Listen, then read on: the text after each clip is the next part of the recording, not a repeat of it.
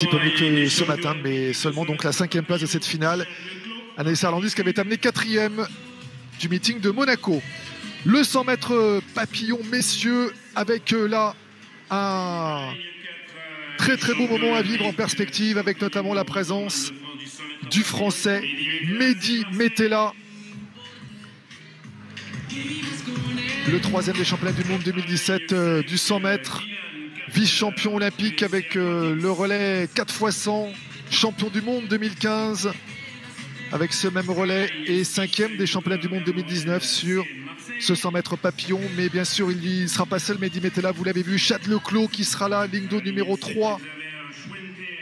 Chad Leclos, bien sûr, superbe palmarès pour le Sud-Africain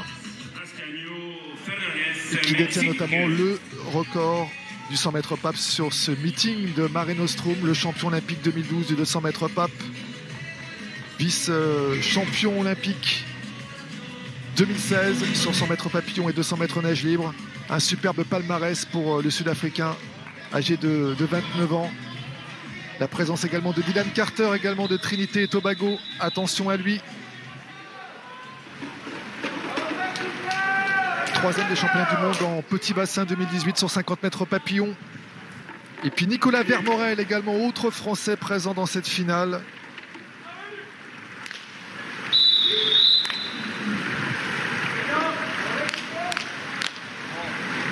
Nicolas Vermorel, vice-champion de France 2020 du 50 mètres papillon. Il n'a que 21 ans, le Polynésien. Et il pourrait bien faire un beau chrono sur cette finale du 100 mètres papillon. Allez, Mehdi Metella, bien sûr, on l'attend. La montée en puissance du Français avant les championnats de France dans 15 jours. C'est important, ce rendez-vous Mare Nostrum du Canet-en-Roussillon. S'explique avec notamment Chad Leclos et Dylan Carter qui l'entourent dans cette finale du 100 mètres papillon. Voyons voir ce que ça donne au passage aux 50 mètres. Pour l'instant, c'est dans un mouchoir de poche. Avantage à Nikola Miljenic, le Croate, ligne d'eau numéro 2. Mais ce n'est pas terminé. Mehdi Metella qui fait son effort. Dylan Carter qui est pas mal quand même aussi devant. Mehdi Metella qui est en 2e position, qui essaie de reprendre les commandes. Ça va se jouer à rien cette finale, à la touche. Et Chad Leclos également qui est bien. Est-ce que Mehdi Metella va avoir le dernier mot? Ah non, l'avantage pour Chad Leclos pour l'instant. Ce n'est pas terminé.